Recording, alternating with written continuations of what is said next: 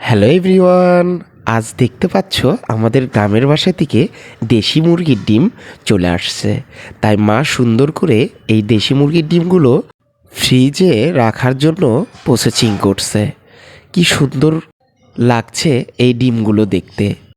এখানে রয়েছিল দেশি মুরগির ডিম এবং দেশি হাঁসের ডিম, আর এখন মা এখান থেকে একটি পাত্রে জল নিচ্ছিল। এই জলগুলো নিয়ে এর মধ্যে এই যে ডিমগুলো সুন্দর করে ছেড়ে দিচ্ছে, কারণ ডিমের গায়ে অনেক নোংরা ছিল। এই ডিমগুলো পরিষ্কার করতে হবে, করে তারপর ফ্রিজে রাখতে হবে। দেখো ডিমগুলো যতটা দেখতে সুন্দর লাগছে ততটাই কিন্তু খেতে সুস্বাদু।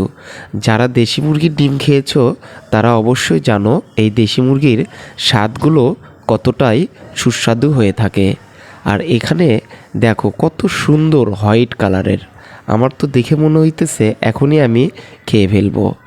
আর একে একে করে এখানে কিন্তু সবগুলোই এই জলের মধ্যে ডিমগুলো ছেড়ে দিচ্ছে।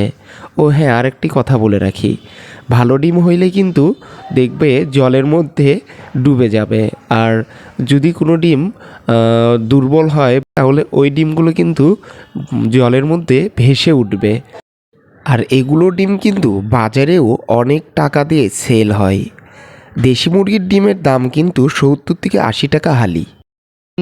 আমাদের ডিমগুলো কিন্তু সবগুলোই ফ্রেশ ছিল, যেহেতু আমাদের গ্রামের বাড়ির মুরগির ডিম, এগুলো কিন্তু অনেক অনেক সুন্দর। এখন আমরা ফ্রিজে রাখবো, ফ্রিজে কিন্তু সুন্দর করে গুছিয়ে রাখছি। আর এখানে কিন্তু আমাদের লাল ডিমও ছিল, এগুলো কেনা ডিম, এগুলো আমরা খাই না, খুব কম খাই।